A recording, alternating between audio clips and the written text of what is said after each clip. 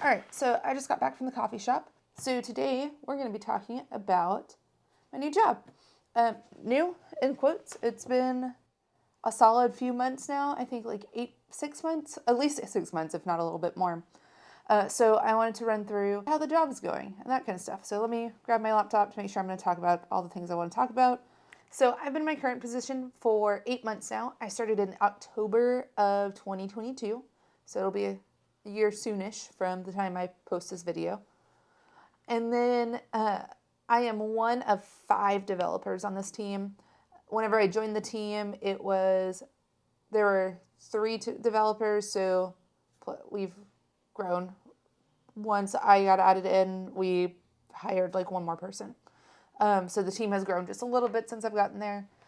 The main product of the company is this iOS app, so it is a very important part of the company, which is great. How have I been liking it though? It's been awesome. I've been able to really push my app development skills a lot in the company, which is super cool. Like design is giving us like really cool designs to work with, and that means we have to break SwiftUI a bit, or like really try to get SwiftUI to do exactly what we want to do, which is sometimes a struggle. So it's actually like really pushing my problem solving skills a lot, which is really, really nice because like, I mean, side projects are great, but they only go so far, right? They usually do or encompass like features I already know and I might want to take to the next step. But usually that's like architecture wise or some kind of nifty new thing I saw in WWDC. It doesn't really allow me to push myself like design wise. I'm not a designer whatsoever. I can implement a design usually, but I'm not a designer. So like it's been really fun seeing the designs happen and being like, how do we actually make this happen? Besides like problem solving, I've also been really enjoying being on a team full of iOS developers. It's really nice on a day-to-day being able to talk about it. So that's one of the reasons I started content creation is I didn't have a group of friends that were really into iOS development. I don't come from a developer background. I didn't do comp sci or engineering in school. So I turned to the internet to make friends and to chat about iOS development. It's part of why I really enjoy streaming. I stream on Twitch most Tuesday, Thursdays at about 8 p.m. Central Time.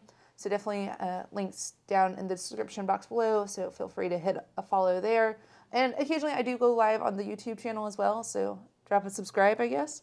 But yeah, so that's why I kind of turned to content creation, was so I could, again, make those friends, make those connections, start being able to have a place to shop, basically. So talk about Swift, talk about SwiftUI, talk about TCA architecture, like learn that you can do more with Swift than just make iOS and Mac apps, like Vapor stuff. Being on a team with other iOS developers, though, gives me that ability to also talk with people who have done it before, if that makes sense, and has the experience to back up what they're saying as well. And then we can compare experiences. So there's people on the team who have 5-10 years of iOS app development experience, so Swift, UIKit, some Swift UI, and then you have me who's never touched any UIKit stuff and basically just lives in the Swift UI world. And so like it's been really great to hear how it's been done before, see how we can make it happen now, and like really just combine forces and make a really good app. So another reason why I also like being on a team with other iOS developers, because they can see limitations that I don't necessarily see and figure out how to like bridge the gap. Because like I don't know necessarily what's possible in UIKit because I have never touched it, but I can tell you what's possible in SwiftUI and we can try to make them mesh together. And again, that's just another case of like being able to talk shop, being able to chat with one another, stuff like that. Overall though, like I've been super enjoying it for basically those 2 reasons. Like, as with any new job, there are also stumbling blocks. There's like a few hiccups. Getting used to working with a new design team is also a little bit challenging. And I think that's like honestly the biggest stumbling block is just trying to figure out how to work with other people and how other people want to work with me as well. But I think that comes with like any new job, right? Like you get a new job and you have to figure out the team dynamics. I think one of the challenging things about like an early stage startup is that everyone is new together, or there's like a core group of people that aren't new, but you're adding new people to that. So the dynamics just completely end up changing anyway. So that's been the major stumbling block is just trying to figure out how to work together. But like I said, I think that's like in every startup thing, because I also had that at my previous company was like we were still trying to figure out how to work together. But yeah, so that's like my new job right now. If you're interested in like my interview process or like my thoughts around interviewing, definitely go check out my vlog for interviewing. It was actually for this position.